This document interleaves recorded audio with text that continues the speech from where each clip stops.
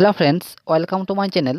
দেখো, আজকে তোমাদের সাথে শিশু মনস্তত্ত্ব ও উন্নয়ন থেকে মোস্ট ইম্পর্টেন্ট প্রশ্ন উত্তর তোমাদের সাথে শেয়ার করব।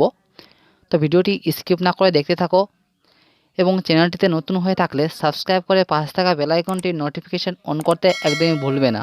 তো চলো দেখে নেওয়া যাক আজকের প্রথম প্রশ্নটি কী রয়েছে। তো দেখে নাও প্রথম প্রশ্ন, প্রজ্ঞামূলক বিকাশের স্তর কয়টি? তো দেখে নাও উত্তরটি, প্রজ্ঞামূলক বিকাশের স্তর হলো 4টি। এর পরের প্রশ্ন দেখো, 2 নম্বর প্রশ্ন, বুদ্ধির প্রধান বৈশিষ্ট্য কী? তো দেখে নাও উত্তরটি, বুদ্ধি একটি মৌলিক মানসিক ক্ষমতা। এরপরে দেখে নাও 3 নম্বর প্রশ্ন, মনোবিদ্যার আদিপুরুষ কাকে বলা হয়? তো দেখে নাও উত্তরটি, মনোবিদ্যার আদিপুরুষ বলা হয় অ্যারিস্টটলকে। এরপর দেখে নাও 4 নম্বর প্রশ্ন, শিক্ষার অধিকার আইন কত সালে চালু হয়? তো দেখে নাও উত্তরটি, শিক্ষার অধিকার আইন 2010 সালের 1 এপ্রিল চালু হয়।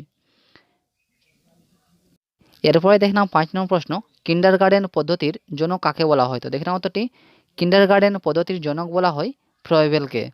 এরপরে দেখে নাও 7 নম্বর প্রশ্ন, মনোবিজ্ঞান অর্থাৎ ফিজিওলজি কথাটির অর্থ কী? তো দেখে নাও উত্তরটি, মনোবিজ্ঞান কথাটির অর্থ হলো আত্মার দর্শন। এরপরে দেখে নাও 8 নম্বর প্রশ্ন, শেভলার কমিশন কত সালে পাশ হয়? তো দেখে নাও উত্তরটি, শেভলার কমিশন পাশ হয় 1917 সালে।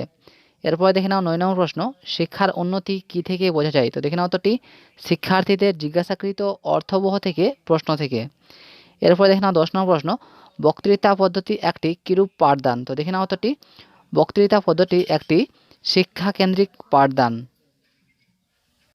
এরপরে দেখে নাও 11 নম্বর প্রশ্ন, প্রতিপাদন পদ্ধতিতে শিক্ষার্থীর ভূমিকা কী? তো দেখে নাও উত্তরটি, প্রতিপাদন পদ্ধতিতে শিক্ষার্থীর ভূমিকা হলো দেখা, শোনা ও অনুসরণ করা।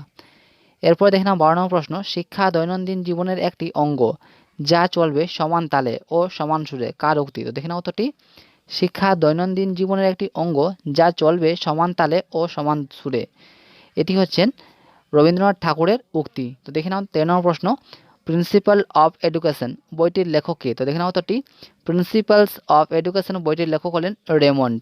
এরপরে দেখে নাও 14 নম্বর প্রশ্ন, education is the child's development from within উক্তিটি কার? তো দেখে নাও উত্তরটি, education is the child development from within উক্তিটি হলো রুশোর। এরপরে দেখে নাও 15 নম্বর প্রশ্ন, হান্টার কমিশন প্রথম ভারতীয় শিক্ষা কমিশন কত সালে পাশ হয়? তো দেখে নাও উত্তরটি, হান্টার কমিশন প্রথম ভারতীয় শিক্ষা কমিশন 1882 সালে পাশ হয়। এরপরে দেখে নাও 16 নম্বর প্রশ্ন, রেলে কমিশন কত সালে পাশ হয়? তো দেখে নাও উত্তরটি, রেলে কমিশন পাশ হয় 1902 সালে। এরপরে দেখে নাও 17 নম্বর প্রশ্ন, প্রচেষ্টা ও ভুল তথ্যের মুখ্য প্রবক্তা কে? তো দেখে নাও উত্তরটি, প্রচেষ্টা ও মূল তথ্যের মুখ্য প্রবক্তা হলেন থর্নডাইক।